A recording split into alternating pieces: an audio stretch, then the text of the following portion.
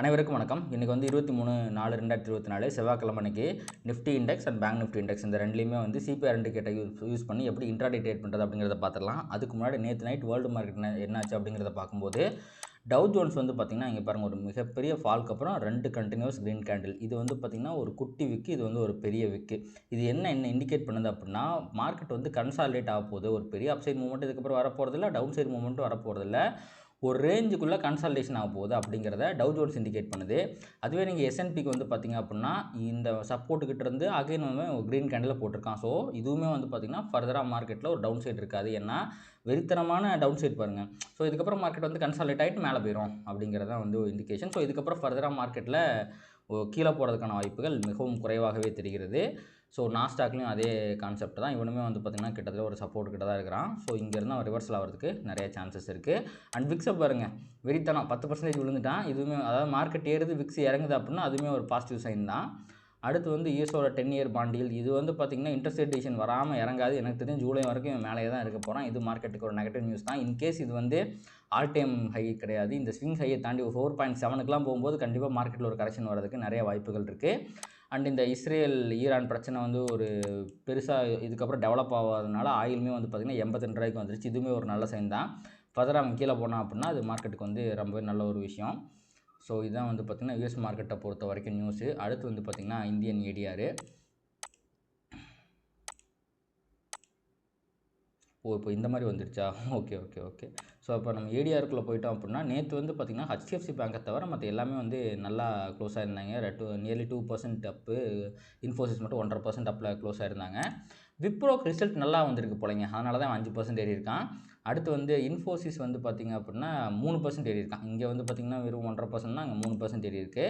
HDFC bank வந்து இங்கே 1.25, அங்கேயும் வந்து 1.27 தான், ஒன்றும் பிரச்சனை இல்லை. ஐசிஐசி பேங்க் வந்து இங்கே அங்கே 1.67, இங்கேயுமே வந்து பார்த்திங்கன்னா 1.82, கிட்டத்தட்ட ஒரே மாதிரி தான் இருக்குது. ஐடி கம்பெனிஸ் மட்டும் கொஞ்சம் நல்ல ஒரு பாசிட்டிவிட்டியை காட்டுறாங்க ஏடிஆரில். இது ஒரு நல்ல பாசிட்டிவ் சைன் தான் மார்க்கெட்டுக்கு.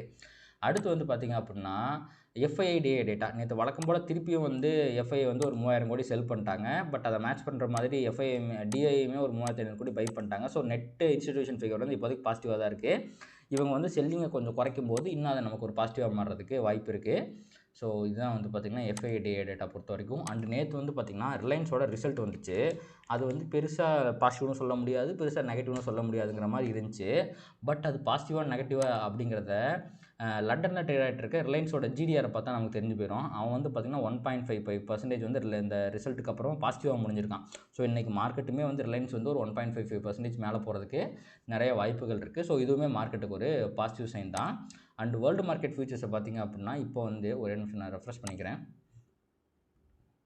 ஸோ இப்போ வந்து பார்த்திங்க அப்படின்னா டவ் ஜோன்ஸ் வந்து பாசிட்டிவாக இருக்கான், இவங்க 2 பேரும் ஃப்ளாட்டாக இருக்காங்க. Tax positive, France positive, ஃபிட்ஸே positive, நிக்கி வந்து 0.3% நெகட்டிவில் இருக்கான். தைவான் வந்து நேற்று வெறித்தனமான நெகட்டிவில் இருந்தால் இன்றைக்கி வெறித்தனமான பாசிட்டிவ் இருக்கான், 1.4% பாசிட்டிவ் இருக்கான்.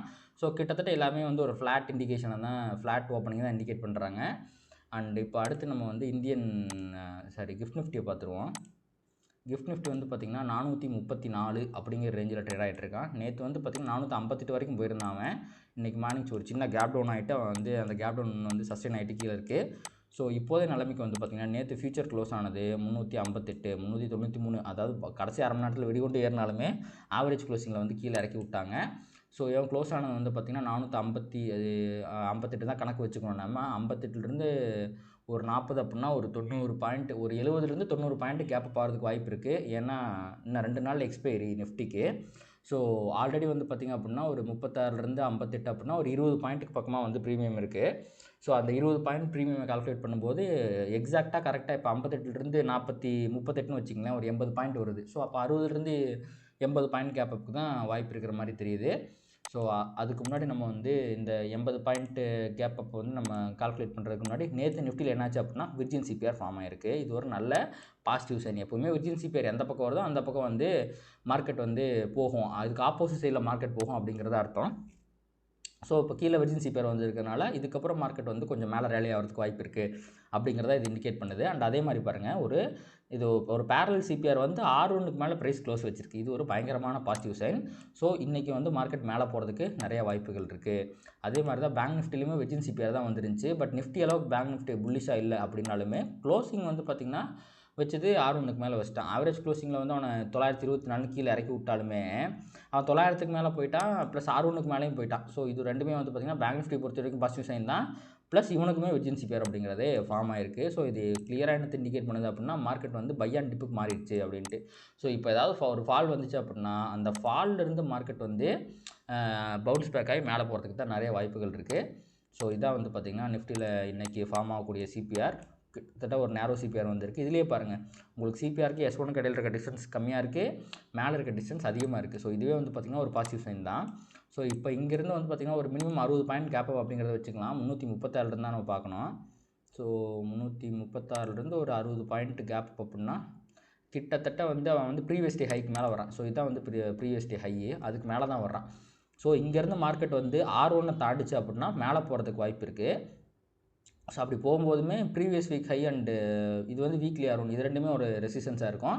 சப்போஸ் கீழே வந்துச்சு அப்படின்னா சிபிஆர் கிட்ட ஆர் S1 கிட்ட, மோஸ்ட்லி சிபிஆர் கிட்ட கம்ஃபர்டபுளாக சப்போர்ட் எடுக்கவே வாய்ப்பு இருக்குது. அதுவும் மிஸ் ஆச்சுன்னா கண்டிப்பாக S1 கிட்டேருந்து சப்போர்ட் எடுத்து மேலே போயிடும். இப்போ S1 PDLையுமே தாண்டி மார்க்கெட் கீழே போனால் மட்டும்தான் இவங்க கொஞ்சம் நெகட்டிவாக இருக்கான் அப்படிங்கிறத நம்மளால் எடுத்துக்க முடியும்.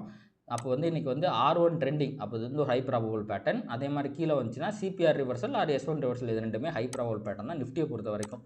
அடுத்து நம்ம பேங்க் நிஃப்டி பார்க்க போனீங்க அப்படின்னா பேங்க் நிஃப்டிலையும் சேம் ப்ரைஸ் ஆக்ஷன் தான். பட் இன்றைக்கி வந்து நிஃப்டியை காட்டிலுமே பேங்க் நிஃப்டியில் ஒரு ட்ரெண்டிங் சிபிஆர் வந்து நேரோ சிபிஆர் மாதிரி வந்திருக்கு. நேரோ சிபிஆர் எப்பவுமே ட்ரெண்டிங் சிபிஆர் தான் நம்ம சொல்லுவோம். சேம் அதே 60 பாயிண்ட் நிஃப்டியில் ஒரு 60 பாயிண்ட் அப்படின்னா ஒரு 0.25% வரும். சேம் அதே 920 ஒரு 0.25% வச்சிங்க அப்படின்னா இவன் வந்து ப்ரீவியஸ் டே ஹை பக்கத்தில் இல்லை, சிபிஆருக்கும் R1க்கு இடையில தான் வரான். ப்ளஸ் இது நேரோ சிபிஆரும் கூட. அதனால் இவன் ப்ரீவியஸ் டே லோவை தாண்டுற வரைக்கும் இவன் வந்து பேரிஷ் ஆக மாட்டான். ஸோ ப்ரீவியஸ் டே லோ அப்படிங்கிறது எனக்கு ஒரு பயங்கரமான சப்போர்ட்டாக இருக்கும். இங்கேருந்து ரிவர்சல் வரக்கு வாய்ப்பு இருக்குது. அதே மாதிரி மேலே போனால் அப்படின்னா உங்களுக்கு R1 தாண்டினாலே பாசிட்டிவ் தான். பட் ஸ்டில் இங்கே previous week high and வீக்லியோட R1 இருக்குது. இது ரெண்டுமே ஒரு ரெசிஸ்டன்ஸாக ஆக்ட் ஆகிறதுக்கு வாய்ப்பு இருக்குது. சேம் அதே தான் R1 ட்ரெண்டிங் அண்ட் இங்கே வந்து சிபிஆருக்கு சப்போர்ட்டுக்கு பதிலாக S1 சப்போர்ட், இது ரெண்டுமே ஹை ப்ராபபிள் பேட்டர்னாக இருக்கும் பேங்க் நிஃப்டியை பொறுத்த வரைக்கும். ஸோ இதாக வந்து பார்த்திங்கன்னா நிஃப்டி அண்ட் பேங்க் நிஃப்டி பொறுத்த வரைக்கும் சிபிஆர் அனாலிசிஸ். இப்போ நம்ம பொசிஷனலாக அனாலிசிஸ் பண்ணிடுவோம். ஸோ இப்போ நேற்றே சொல்லியிருந்தோம் பேங்க் நிஃப்டி அப்படிங்கிறது உங்களுக்கு வந்து ஒரு சேனல் பேட்டர்ன் வந்து ட்ரையாங்கிள் பேட்டர்ன் வந்து சேனல் பேட்டர்னுக்கு மாறிடுச்சுன்னு சொல்லியிருந்தோம். இதுதான் அந்த சேனல் பேட்டர்ன். ஸோ இங்கே சப்போர்ட்டிலிருந்து ரிவர்ஸ் லைவ் மேலே போயிட்டான்.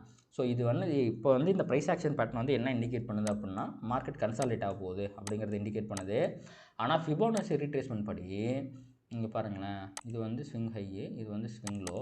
ஸோ இப்போ வந்து பார்த்திங்கன்னா 0.5%க்கு மேலே போயிட்டான். ஸோ இப்போ 0.6 அண்ட் 0.7 தான் வந்து பார்த்திங்கன்னா இவனுக்கு வந்து ரெசிஸ்டன்ஸாக இருக்க போகுது. ஸோ இதுவுமே வந்து பார்த்திங்கன்னா ஒரு பாசிட்டிவிட்டி தான் இண்டிகேட் பண்ணுது.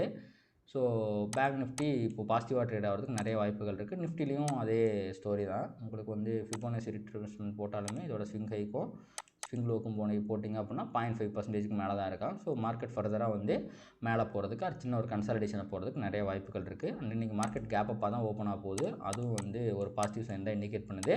ஸோ ஓவராலாக மார்க்கெட் வந்து எல்லா நெகட்டிவிட்டியும், அதாவது இவ்வளோ பெரிய நெகட்டிவிட்டி அப்படியே கொஞ்சம் கொஞ்சமாக வந்து ஃபேட் அவுட் பண்ணிவிட்டு பாசிட்டிவாக ட்ரை பண்ணிக்கிட்டு இருக்குது. அது பாசிட்டிவ் ஆகுமா அப்படிங்கிறது இன்றைக்கி ப்ரைஸ் ஆக்ஷன் வச்சு நம்மளால் கன்ஃபார்ம் பண்ண முடியும்.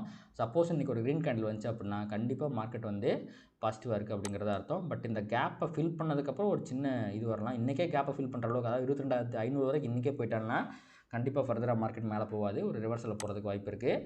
சேம் அதே கான்செப்ட் தான் இங்கே பேங்க் நிஃப்டிலையுமே 48,500 வரைக்கும் போயிட்டாங்கன்னா கண்டிப்பாக அதுக்கப்புறம் மார்க்கெட் மேலே போகிறதுக்கு வாய்ப்பு இல்லை. கேப் ஃபில் பண்ணதுக்கப்புறம் ஒரு ப்ராஃபிட் புக்கிங் அப்படிங்கிறது வரக்கு வாய்ப்பு இருக்குது.